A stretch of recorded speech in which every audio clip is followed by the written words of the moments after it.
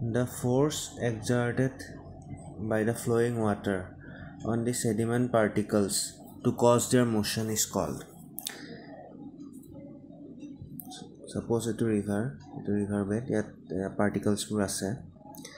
এই particles কেইটা যোনটো force লাগিব এই force টো কয় যিহৰ কাৰণে মানে motion induce হ'ব এই force টো হ'ল tractive force এই force টো generally shear force হয় বা drag force হয় যেটো river bedত লাগি থাকে generally particle কেইটাত লাগে force টো until a particle কেটা এটা resist কৰিব আৰু যেতিয়া এই force টো particle কেটা resistance তকৈ বেছি হৈ যায় particle কেটা flow কৰিব আৰু এটো হ'ল tractive force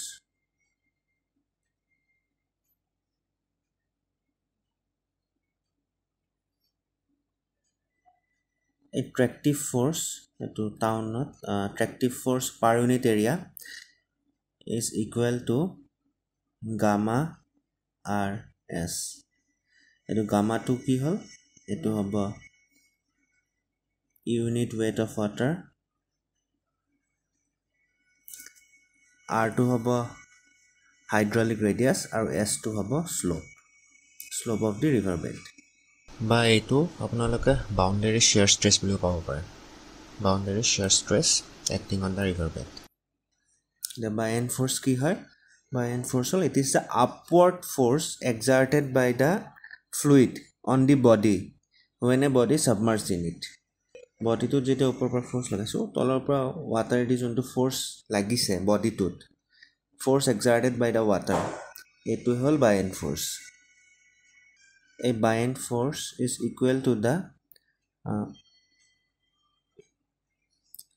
weight of fluid displaced to ki hobo fb equal to rho g v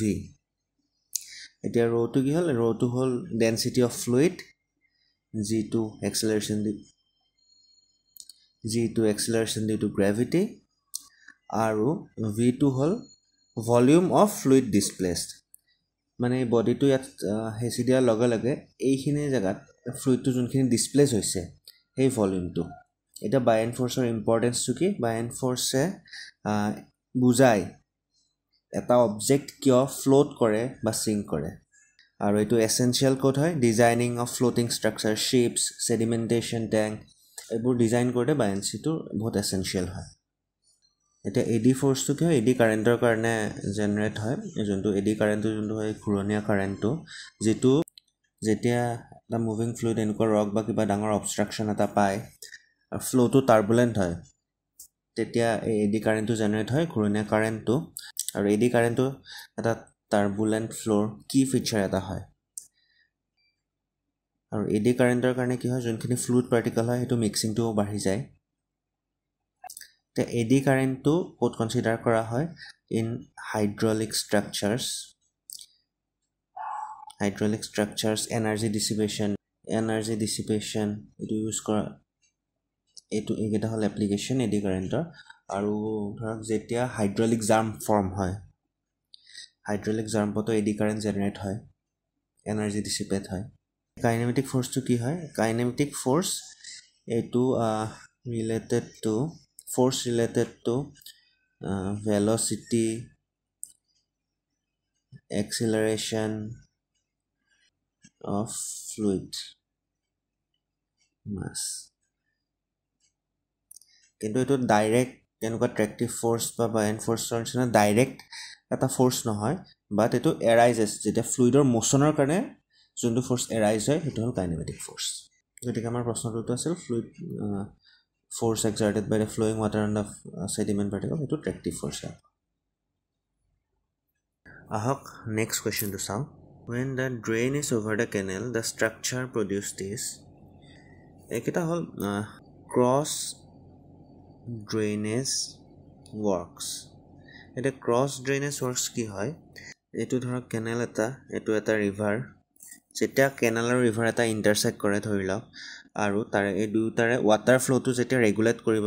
লাগে তাৰে কাৰণে যোনটো স্ট্ৰাকচাৰ বিল্ড কৰা হয় regulate the water flow. এইটোৱে হ'ল ক্ৰছ ড্ৰেইনেজ ৱৰ্কছ এইখিনিয়ে ক্ৰছ ড্ৰেইনেজ ৱৰ্কছ এতিয়া ক্ৰছ ড্ৰেইনেজ ৱৰ্কছ কেইবাটাও আছে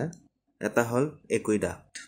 এতিয়া একুইডাক্টটো কেতিয়া দিয়া হয় যেতিয়া এই কেনালটো ৰিভাৰ ধৰক এইটো এটা ৰিভাৰ বা ড্ৰেইন বা নেচাৰেল ষ্ট্ৰীম বা ৰিভাৰ এটা গৈ আছে আৰু কেনালটো ৰিভাৰটোৰ ওপৰত থাকে তেতিয়া এইটো কেনাল এইটো ৰিভাৰ গৈ আছে এইটো যেতিয়া কেনালটো ৰিভাৰটোৰ ওপৰেদি পাছ কৰিবলগীয়া হয় তেতিয়া এইটো ষ্ট্ৰাকচাৰ কয় এইটো ক্ৰছ ড্ৰেইনেজ ৱৰ্কছক কয় একুইডাক্ট এইটো কি হয় যোনটো ষ্ট্ৰীম বা ৰিভাৰৰ হায়েষ্ট ফ্লাড লেভেলটো হয় আৰু এইটো যোনটো কেনালৰ যোনটো এইটো বেড লেভেল হয় হায়েষ্ট ফ্লাড লেভেলটো বেড লেভেলৰ তলত থাকে আৰু এইটো কোনো অসুবিধা নোহোৱাকৈ ষ্ট্ৰীমটো বা ৰিভাৰটো থ্ৰু গ্ৰেভিটি আৰু এইটো কোনো অসুবিধা নোহোৱাকৈ ষ্ট্ৰীমটো থ্ৰু গ্ৰেভিটি ফ্ল' হৈ যায় এইটোৱে হ'ল একুইডাক্ট এতিয়া নেক্সট আহিল চাইফন একুইডাক্ট এতিয়া চাইফন একুইডাক্টত কি হয় ইয়াতো যোনটো কেনাল থাকে কেনালটোৰ তলেদিয়ে আপোনাৰ ষ্ট্ৰীমটো যায় বা ৰিভাৰটো যায় কিন্তু ইয়াত যোনটো ৰিভাৰৰ যোনটো হায়েষ্ট ফ্লাড লেভেল হয় হায়েষ্ট ফ্লাড লেভেলটো যোনটো কেনাল আছিল এই কেনালৰ বেড লেভেলৰ ওপৰত থাকে এইটো কেনালৰ বেড লেভেল এইটো তলত আহি গ'ল হায়েষ্ট ফ্লাড লেভেলটো ওপৰত আহি গ'ল এই কণ্ডিশ্যনত যোনটো ক্ৰছ ড্ৰেইনেজ ৱৰ্কছটো হয় এইটোৱে হ'ল চাইফন একুইডাক্ট ইয়াতে যেতিয়া ষ্ট্ৰীম ৱাটাৰটো ফ্ল' হৈ যাব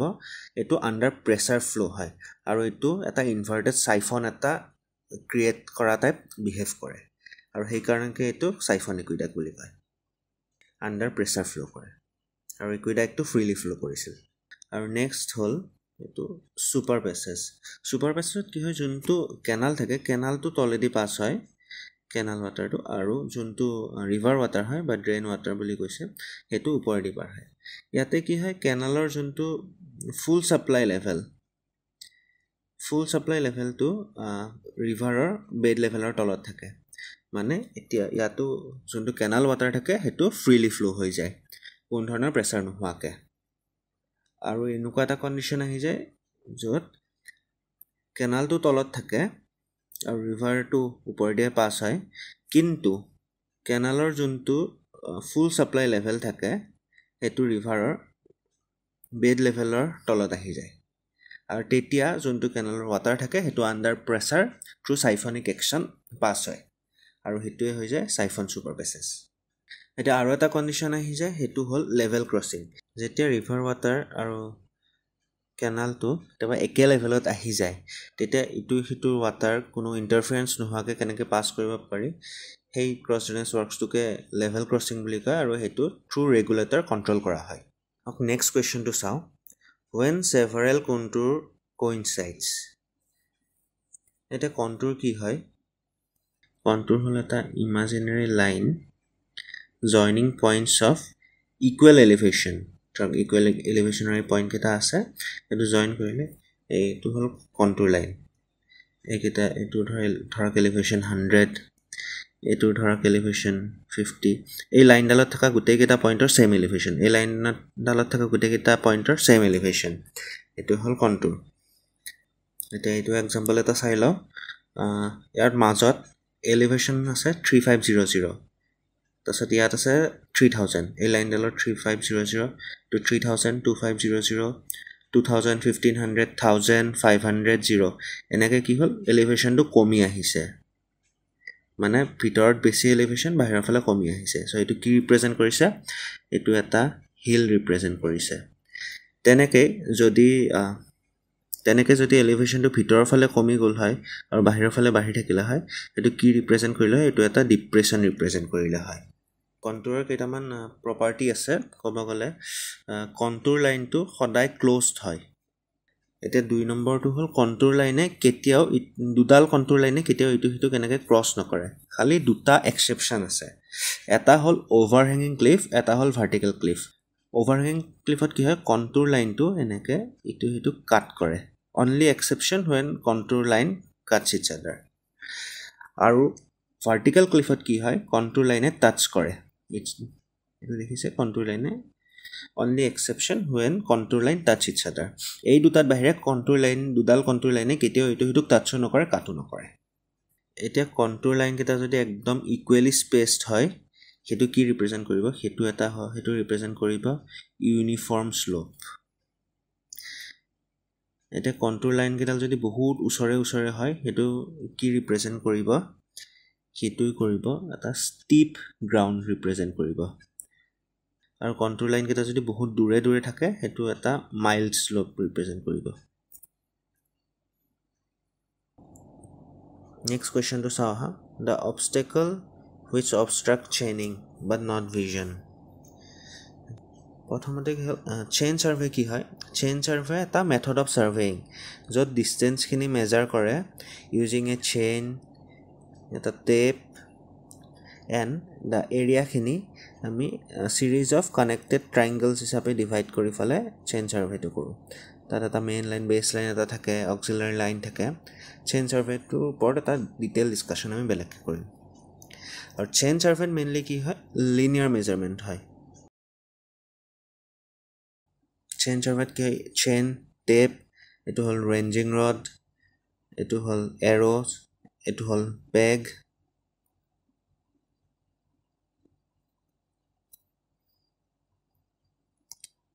আৰু অফছেটটো মাৰ্ক কৰিবৰ কাৰণে এইটো হ'ল cross staff optical square prism square to establish right angle for offsets এইখিনি বস্তু ইউজ কৰা হয় আৰু চেইন কি টাইপৰ থাকে এটা হ'ল ইঞ্জিনিয়াৰ চেইন য'ত টোটেল লেংথটো হ'ল 100 ফিট আৰু 100ডাল লিংক থাকে এটা হ'ল গাণ্টাৰ চেইন য'ত 66 ফিট বা 22 ইয়াৰ্ড 100 লিংকছ এখন ক্ৰিকেট পিচ 1 গাণ্টাৰ চেইন হয় 22 ইয়াৰ্ডছ তাৰপিছত মেট্ৰিক চেইন আমি যোনটো ইউজ কৰোঁ জেনেৰেলি এটা 20 মিটাৰ হ'ব পাৰে 100টা লিংকছ থকা বা 30 মিটাৰ হ'ব পাৰে 150টা লিংকছ থকা এটা হ'ল ৰেভিনিউ চেইন 33 ফিট 16টা লিংক থাকে এতিয়া মেইন আমাৰ কুৱেশ্যনটো হ'ল অবষ্টেকলটোৰ ওপৰত আছিলে obstacle in chain survey suppose আমি ইয়াতে চেইন ছাৰ্ভে কৰি আছোঁ ইয়াতে সন্মুখত এখন আছে পাহাৰ এতিয়া আমি কি হ'ব ইয়াতে আমি ছাৰ্ভেটো কৰি যাব পাৰিম চেইনিংটো কৰি যাব পাৰিম চেইন ইউজ কৰি ইয়াত আমি মেজাৰমেণ্টটো কৰিব পাৰিম কিন্তু আমাৰ ইয়াত ৰেঞ্জিঙত অসুবিধা হ'ব আমাৰ ভিজনটো ক্লিয়াৰ নহ'ব আমাৰ ভিজনটো অবষ্ট্ৰাক্ট হ'ব হিলৰ কাৰণে ফালে কি আছে ৰেঞ্জিং আমাৰ ভিজনটো অবষ্ট্ৰাক্ট হৈ যাব সেইকাৰণে যেতিয়া পাহাৰ থাকে সেইটো এটা ৰেঞ্জিঙত অবষ্টেকল হয় এতিয়া ছাপ'জ আমি ছাৰ্ভে কৰি থাকোঁতে মাজত এটা লেক বা ৰিভাৰ এটা আহি গ'ল আমাৰ এই পইণ্টটোৰ পৰা আমাৰ এই পইণ্টত ভিজনটো আমাৰ থাকিব মানে আমাৰ ৰেঞ্জিঙত কোনো ধৰণৰ প্ৰব্লেম নহয় কিন্তু এই পুখুৰী বা ৰিভাৰটোৰ কাৰণে আমি ইয়াত চেইনিং কৰিব নোৱাৰিম চেইন দি আমি মেজাৰমেণ্টটো কৰিব নোৱাৰিম সেইকাৰণে যদি পুখুৰী ৰিভাৰ তেনেকুৱা টাইপৰ বস্তু থাকে সেইটো চেইনিঙত অবষ্টেকল হয় আৰু এটা কুৱেশ্যন থাকিব পাৰে কেনেকৈ বহুত চেইনিং আৰু ৰেঞ্জিঙত কিবা অবষ্টেকল হ'ব পাৰে এতিয়া সন্মুখত যদি এটা বিল্ডিং থাকে সেইটো কি হ'ব সেইটো আমাৰ চেইনিং কৰোঁতেও আমি চেইন দি মেজাৰমেণ্ট কৰোঁতেও প্ৰব্লেম হ'ব আৰু আমি এইটো চাইডে ভিজনটো আমাৰ ক্লিয়াৰ নাথাকিব কাৰণে building is an obstacle to both chaining and ranging গতিকে আমাৰ প্ৰশ্নটো কি আছিল the obstacle which obstruct chaining but not vision যোনে চেইনিংটো অবষ্ট্ৰাক্ট কৰা বাট ভিজন নহয় সেইটো হ'ল ৰিভাৰে ইলে কি কৰিব obstructs vision but not chaining আহক নেক্সট প্ৰশ্ন চাওঁ minor irrigation scheme involves command area equal to or less than এইটো প্ৰথমতে চাই লওঁ ইৰিগেশ্যন কি হয় ইৰিগেশ্যন হ'ল artificial application of water to land typically agriculture land to support প্লেণ্টৰ গ্ৰ'থটো ছাপৰ্ট কৰিবৰ কাৰণে যোনটো আৰ্টিফিচিয়েলি ছাপ্লাই কৰা হয় ৱাটাৰ সেইটোৱে হ'ল ইৰিগেশ্যন যিবোৰ জেগাত ইনচাফিচিয়েণ্ট বা ইৰেগুলাৰ ৰেইনফল হয় এনেকুৱা জেগাত ইউজ কৰা হয় এতিয়া ইৰিগেশ্যনৰ টাইপৰ কথা ক'লে এটা হ'ল আপোনাৰ এটা হ'ল ট্ৰেডিশ্যনেল মেথডত আমাৰ কি থাকে এটা হ'ল check basin method strip irrigation method এটা হ'ল ফাৰো ইৰিগেশ্যন মেথড আৰু এটা হ'ল বেচিন ইৰিগেশ্যন মেথড এইকেইটা হ'ল ট্ৰেডিশ্যনেল মেথড অফ ইৰিগেশ্যন এইকেইটা ডিটেইলছত আমি বেলেগ এটা ভিডিঅ'ত শিকিম আৰু নেক্সট হ'ল মডাৰ্ণ ইৰিগেশ্যন মেথডত আমাৰ কি আহে এটা হ'ল সাৰফেস ইৰিগেশ্যন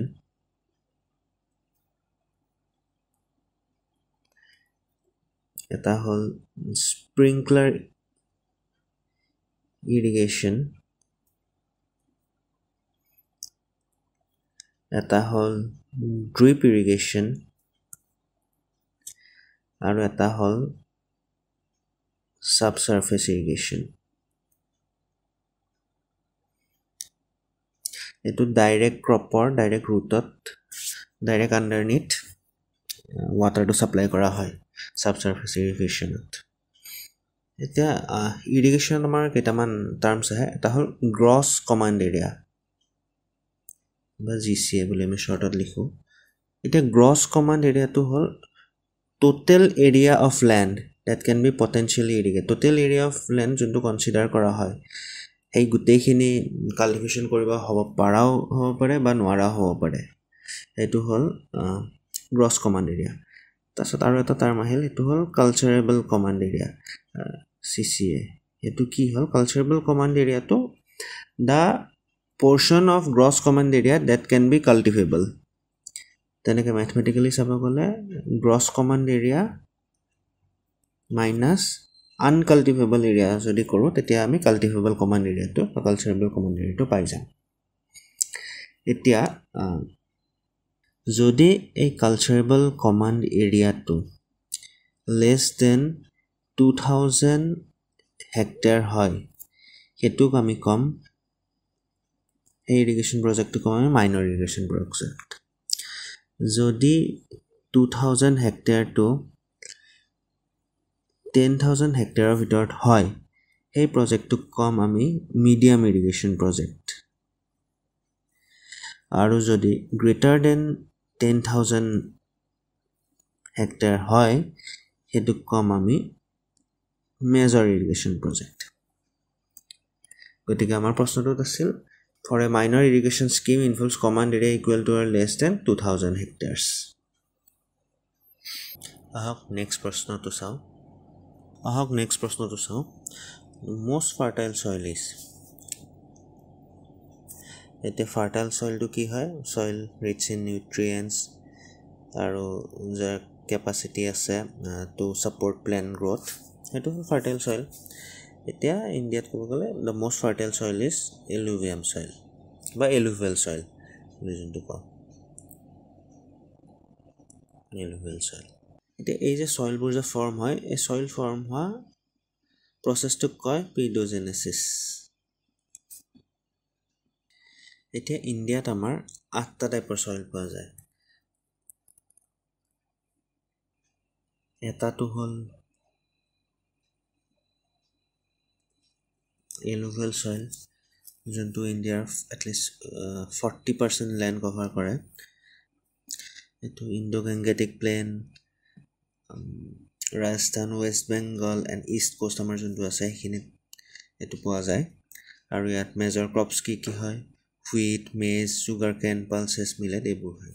এতিয়া আমাৰ 2 নম্বৰটো হ'ল ব্ল্যাক সয়েল বা ব্ল্যাক কটন সয়েল বা ৰেগুৰ বুলি যোনটো কয় এটো মেইনলি কটন গ্ৰো কৰিবৰ কাৰণে বহুত উপযোগী হয় সয়েলটো আৰু এটো আমাৰ যোনটো ডেক্কান প্লেটু ৰিজন আছে সেই ৰিজনটোত এটো পোৱা যায় বিশেষকৈ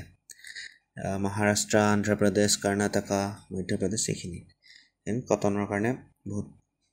আৰু এই ব্ল্যাক কটন সয়েলটো বহুত এক্সপানসিভ সয়েল হয় ইজি বহুত সোয়েলিং আৰু শ্ৰিংকেজ হয় যাৰ কাৰণে এটো কনষ্ট্ৰাকচনৰ কাৰণে বেছি উপযোগী নহয় এতিয়া 3 নম্বৰটো হ'ল red and yellow soil এতিয়া red and yellow soil to কি হয়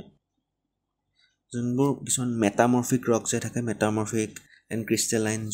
ৰকছ সেইবোৰত ফৰ্ম হয় আৰু এটো red and yellow হয় due to high iron content এটো ৰেড হয় আৰু যেতিয়া এটো হাইড্ৰেটেড হয় যেতিয়া পানীৰ লগত মিক্স হয় তেতিয়া এটো yellow হৈ যায়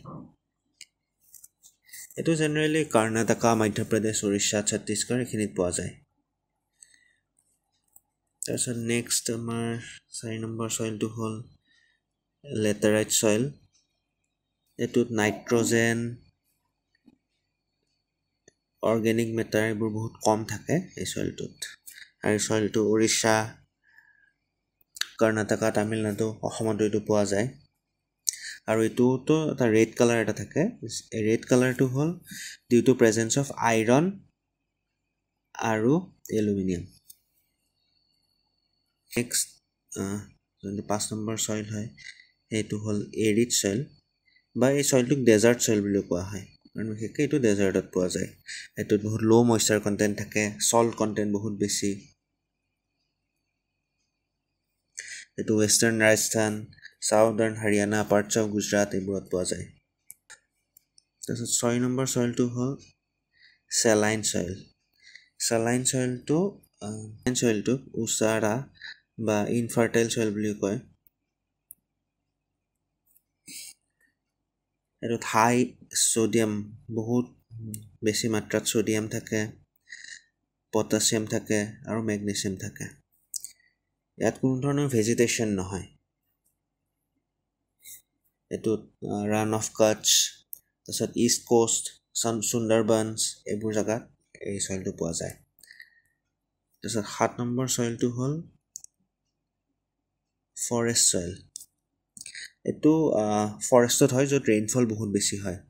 বা অলছ' কল মাউণ্টেইনাছ চইল মাউণ্টেইনছত য'ত ফৰেষ্ট হয় তাত এইটো ফৰ্ম হয় এইটো Himalayan region western Ghats eastern Ghats এইবিলাকত পোৱা যায় আৰু লাষ্ট চইলটো হ'ল 8 নম্বৰ চইলটো পিটি চইল এইটোত বহুত বেছি মাত্ৰাত অৰ্গেনিক মেটাৰ আৰু হিউমাছ থাকে আৰু এইটো পুৰা ব্লেক ইন কালাৰ বহুত বেছি ক'লা ৰঙৰ হয় এইটো এনেকুৱা জেগাত পায় য'ত হেভি ৰেইনফল আৰু বহুত বেছি হিউমিডিটি থাকে যেনেকৈ কোষ্টেল এৰিয়াছ বেংগলৰ উৰিষ্যাৰ তামিলনাডুৰ তেনেকুৱা জেগাত পোৱা যায় এইখিনি অলপ এক্সট্ৰা আমি শিকি ল'লোঁ কিন্তু আমাৰ প্ৰশ্নটো কি আছিল এইটো আমি চাই লওঁ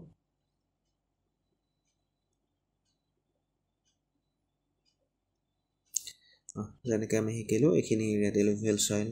এটা লেটাৰেট চইল ৰেড এণ্ড য়েল্ল' চইল এনেকুৱা ৰাণ অফ কাটছত চেলাইন চইল ইয়াতে ডেকান প্লেটত ব্লেক কটন চইল এইটো ডেজাৰ্ট এৰিয়াত এৰিড চইল ওপৰত হিমালয়ান ৰিজনত ফৰেষ্ট চইল এনেকৈ পোৱা যায় এইখিনি অলপ এক্সট্ৰা আমি চাই ল'লোঁ কিন্তু আমাৰ প্ৰশ্নটো আছিল the most fertile soil is alluvium বা এলুভিয়েল চইল নেক্সট প্ৰশ্নটো চাওঁ আমি swimming pool water requires as far as I am concern এইটো প্ৰি ক্লৰিনেশ্যন হ'ব কিন্তু এজ পাৰ APSC এনচাৰ কি এইটো ডিক্লৰিনেশ্যন দিয়া আছিল এইটো কি ৰিজনটো আছিল সেইটো ক্লৰিনেশ্যন কিয় লাগে ক্লৰিনেশ্যন লাগে ডিছইনফেকশ্যনৰ কাৰণে পানীত হয়তো পেথজেনিক মাইক্ৰ' অৰ্গেনিজমছ লাইক বেক্টেৰিয়া ভাইৰাছেছ প্ৰট'জা এইবোৰ থাকিব পাৰে যিবোৰ কলেৰা টাইফইড ডিচেণ্ট্ৰি বা হেপাটাইটিছ এনেকুৱা ৱাটাৰ বৰ্ণ ডিজিজবোৰ হ'ব পাৰে এইটো কাৰণে ক্লৰিনেশ্যনটো ডিছইনফেকশ্যনৰ কাৰণে ইউজ কৰা হয় আৰু এইটো লগত ৰেচিডুৱেল ডিছইনফেক্টেণ্ট টাইপতো ইউজ কৰা হয় মানে ক্লৰিনটো পানীত থাকি যায় during storage and its distribution types হয় ক্লৰিনেশ্যনৰ প্ৰি ক্লৰিনেশ্যনটো এটা ক্লৰিনেশ্যনৰ টাইপ হয় এতিয়া কি হয় এইটো একদম beginning of the water treatment process একদম বিগিনিঙত এই প্ৰি ক্লৰিনেশ্যনটো দিয়া হয় এতিয়া তেনেকৈ চুইমিং পুলতো সেইটো ড্ৰিংকিঙৰ কাৰণে অভিয়াছলি ইউজ নহয় সেইটোত যাতে কোনো ধৰণৰ পেথজেন্স বা মাইক্ৰ' অৰ্গেনিজমছ থাকি নাযায় সেইটো কাৰণে chlorination in the form of bleaching বা হাইপ'ক্লৰাইড দিয়া হয় প্ৰি ক্লৰিনেশ্যনে কোগুলেশ্যন ছেডিমেণ্টেশ্যন এইটোত হেল্প কৰে তাৰপিছত টেষ্ট আৰু অডৰ ইছ্যুছো কমাই দিয়ে আৰু লগতে এলগিৰ গ্ৰ'থো কমায় তাৰপিছত আমাৰ নেক্সট টাইপ অফ ক্লৰিনেশ্যনটো আহিল ছুপাৰ ক্লৰিনেশ্যন এতিয়া ছুপাৰ ক্লৰিনেশ্যনটো বহুত হায়াৰ ড'জত দিয়া যায় যেতিয়া ধৰক কিবা এপিডেমিক আহিল তেতিয়া নৰ্মেল ক্লৰিনেশ্যনৰ 5 to 10 টাইমছ দিয়া যায় আৰু ছুপাৰ ক্লৰিনেশ্যনৰ পিছতে ডিক্লৰিনেশ্যন কৰা হয় তাৰপিছত আৰু এটা আমাৰ টাইপ আহিল সেইটো হ'ল পষ্ট ক্লৰিনেশ্যন একদম ট্ৰিটমেণ্ট প্ৰচেছৰ এণ্ডত দিয়া হয় যাতে এটা ৰেচিডুৱেল ক্লৰিন অফ 0.2 mg/L2 মেইনটেইন কৰা হয় ৰেচিডুৱেল ক্লৰিন হিচাপে যাতে থাকি যায় পানীত ডিউৰিং ষ্ট'ৰেজ এণ্ড ডিষ্ট্ৰিবিউশ্যন আৰু এটা হ'ল আমাৰ ডুৱেল ক্লৰিনেশ্যনটো এটা হ'ল ধৰক এইটো ফিল্ট্ৰেশ্যন এটা বিফৰ ফিল্ট্ৰেশ্যন এটা আফটাৰ ফিল্ট্ৰেশ্যন ইউজ কৰা হয় এতিয়া বিফৰ ফিল্ট্ৰেশ্যনটো প্ৰি ক্লৰিনেশ্যন টাইপ হৈ যায় আৰু আফটাৰ ফিল্ট্ৰেশ্যনটো পষ্ট ক্লৰিনেশ্যন টাইপ হৈ যায় এইটো ডাবল এচুৰেঞ্চ দিয়ে ডিছইনফেকশ্যনৰ কাৰণে তাৰপিছত আৰু লাষ্ট হ'ল ডিক্লৰিনেশ্যন মানে যোনটো এক্সেছ ক্লৰিন থাকে পানীত সেইটো ৰিমুভ কৰিবৰ কাৰণে আৰু এইটো ছালফাৰ ডাই অক্সাইড এক্টিভেটেড কাৰ্বন এইবোৰ দি ডিক্লৰিনেশ্যন কৰে আৰু এতিয়া ক্লৰিন ওলাবলৈ কি টেষ্ট কৰে ৰেচিডুৱেল ক্লৰিন যোনটো হয় ৰেচিডুৱেল ক্লৰিন টেষ্ট কৰে সেইটোত অৰ্থটলুডিন টেষ্ট আৰু এটা টেষ্ট আছে যিটো DPD বা ডাইইথাইলফিনাইলিন ডাইএমাইন test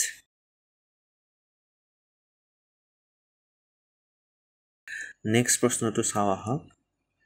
The minimum diameter of a manhole cover should be এটা মেনহোল কি হয় মেনহোল এটা চেম্বাৰ হয় যিটো গ্ৰাউণ্ডৰ তলত বনোৱা হয় আণ্ডাৰগ্ৰাউণ্ড বনোৱা হয় usually made of brick or concrete masonry আৰু এইটো বনোৱা হয় to access the underground sewers এটা মেনহোল প্ৰভাইড কিয় কৰে এটাটো ইউজ হ'ল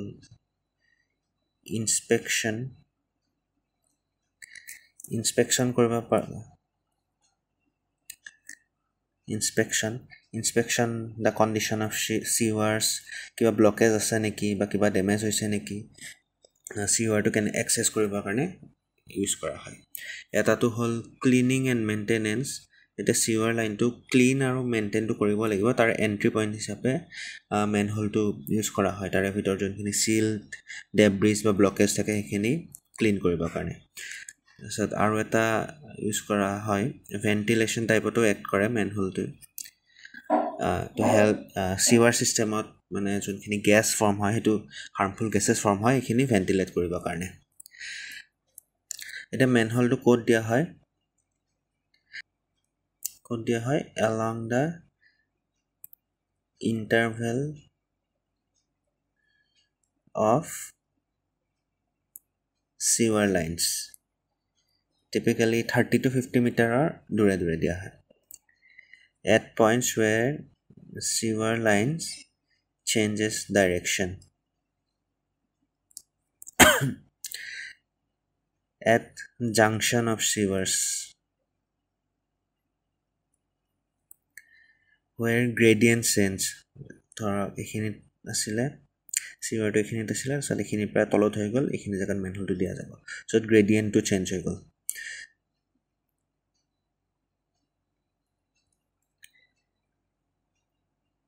when sewer diameter change suppose এইখিনিত চিৱাৰটো এনেকৈ ডাঙৰ আছিল এইখিনিত চিৱাৰটো সৰু হৈ গ'ল এইখিনি জেগাটো মেনহোলটো দিয়া হ'ব diameter change এতিয়া মেনহোলৰ কভাৰৰ মিনিমাম ডায়ামিটাৰ কিমান হ'ব লাগে এইটো মিনিমাম ডায়ামিটাৰ হ'ব লাগে 50 চেণ্টিমিটাৰ কিন্তু এই বস্তুটো আপোনালোকে ক'ৰবাত 75 চেণ্টিমিটাৰ বুলিও পাব কিন্তু এনে মিনিমাম হ'ব লাগে 50 চেণ্টিমিটাৰ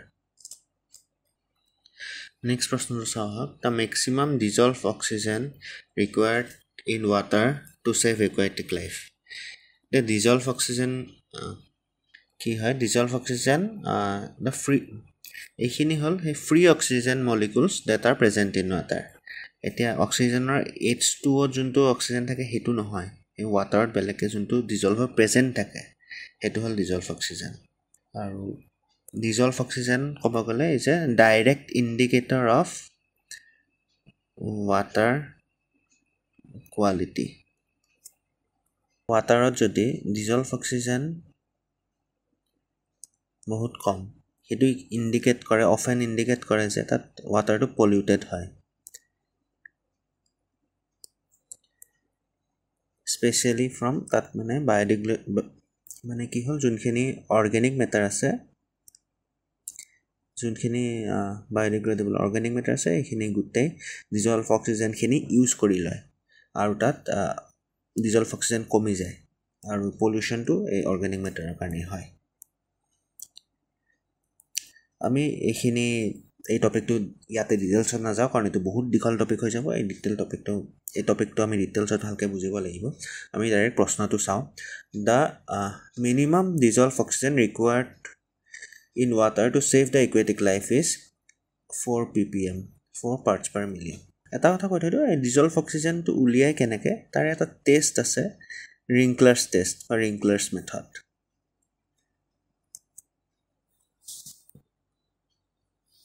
নেক্সট প্ৰশ্ন চাওঁ আহক presence of fluorides in water greater than permissible level of 1.5 mg/L causes এতিয়া ৱাটাৰত আমাক ফ্লুৰিডটো দৰকাৰ হয় কিন্তু ফ্লুৰিডটোৰ এটা লিমিটেশ্যন আছে এতিয়া যদি এমাউণ্ট অফ ফ্লুৰিড ইন ৱাটাৰ 1.5 mg/লিটাৰতকৈ বেছি হৈ যায় তেতিয়া এইটো আমাৰ দাঁতৰ প্ৰব্লেম কৰে ডেণ্টেল ফ্লুৰোচিছ কৰে দেখিছে ডেণ্টেল ফ্লুৰোচিছ এটা ফ্লুৰাইডটো আমাক লাগেও যাতে আমাৰ টুথ এনামেলটো ষ্ট্ৰং থাকে আৰু ডেণ্টেল কেভিটিৰ পৰা বচায় কিন্তু ফ্লুৰাইডৰ মাত্ৰাটো যদি বেছি হৈ যায় তেনেকৈ দাঁতত ডেণ্টেল ফ্লুৰোচিছ হ'ব আৰু যদি ফ্লুৰিডৰ মাত্ৰাটো 5 mg/লিটাৰতকৈ বেছি হৈ যায় তেতিয়া সেইটো আৰু ডেঞ্জাৰাছ সেইটো বোন ফ্লুৰোচিছ ষ্টাৰ্ট কৰিব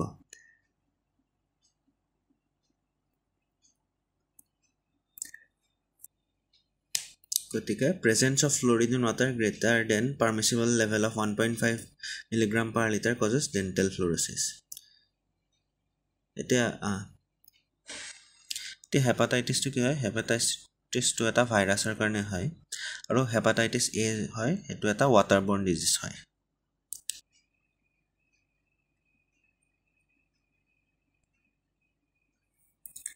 এতিয়া মেথেমোগ্লোবিনেমিয়া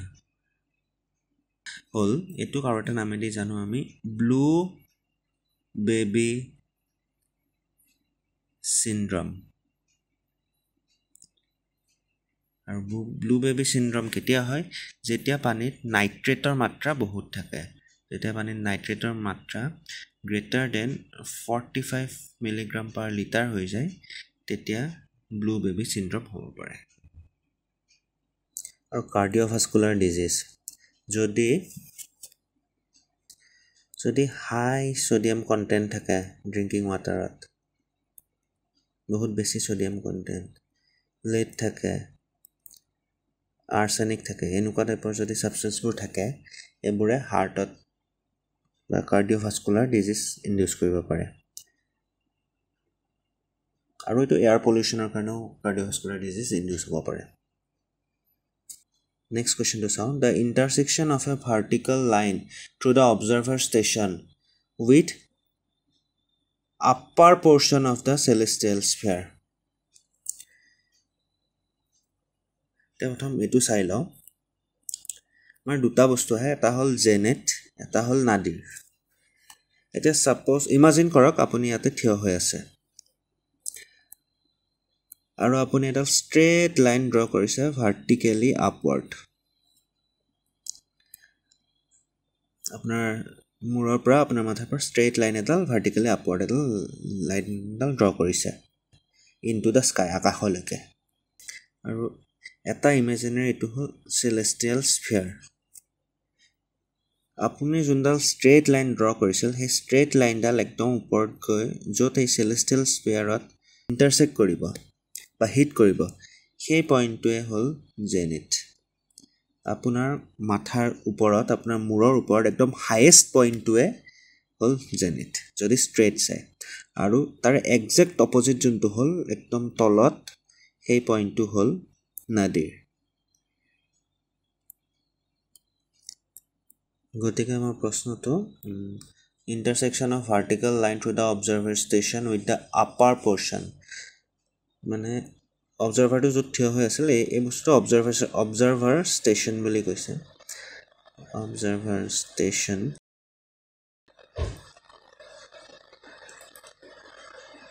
ইয়াৰ পৰা ভাৰ্টিকেলি আপৱাৰ্ড যোনটো আছে upper portion of the celestial sphere with upper portion of the celestial sphere, এইটো চেলেষ্টিয়েল স্ফেয়াৰ আছিলে, এইটোৰ আপাৰ পৰ্শ্যনটো, সেই পইণ্টটো হ'ল জেনিথ। আৰু যদি লোৱাৰ বুলি থাকিলে হয় সেইটো হ'ল হয় আমাৰ নেডিৰ।